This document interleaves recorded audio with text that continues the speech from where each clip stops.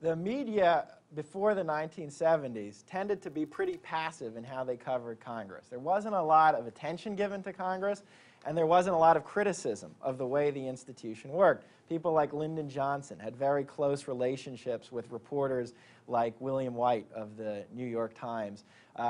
Senator Joseph McCarthy took advantage of this. One of the things he did in his anti-communist campaigns was just say whatever he wanted, and he knew reporters would just quote him word for word without analysis, and it would get in the papers. But by the 60s, really with Vietnam, you have a new generation of reporters who emerge before Watergate, who are determined to uncover corruption, to tell readers how this place, Washington, is working behind the scenes, and who don't feel a connection to politicians so much almost as a detest of politicians.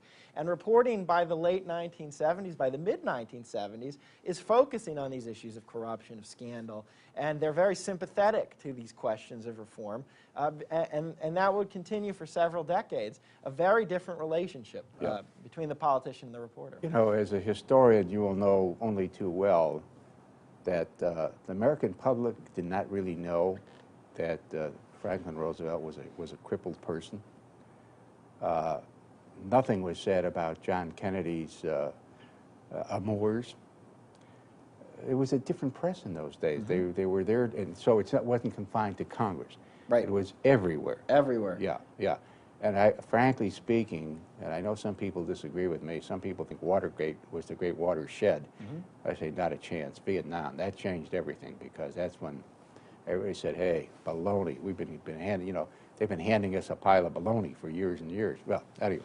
And you can see, I mean, it's certainly the Vietnam period, and you can even see in coverage of Congress changes in the 60s. Before Watergate, there's scandals on Adam Clayton Powell, a guy in the House who gets also involved in various issues, income tax fraud, and Thomas Dodd, who's a senator from Connecticut, who gets implicated by the press in using campaign money for his family and all kinds of issues. And you see the change way before Watergate. Watergate's almost the culmination of this new generation of reporters. It doesn't start with Woodward and Bernstein. That's really all of a sudden people realize, boy, this press has changed, you know, significantly. You see what's happened over 10, 15 years already.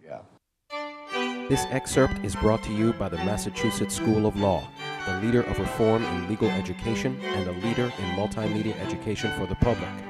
To view the full interview and for a full listing of MSL's programs, log on to mslaw.edu.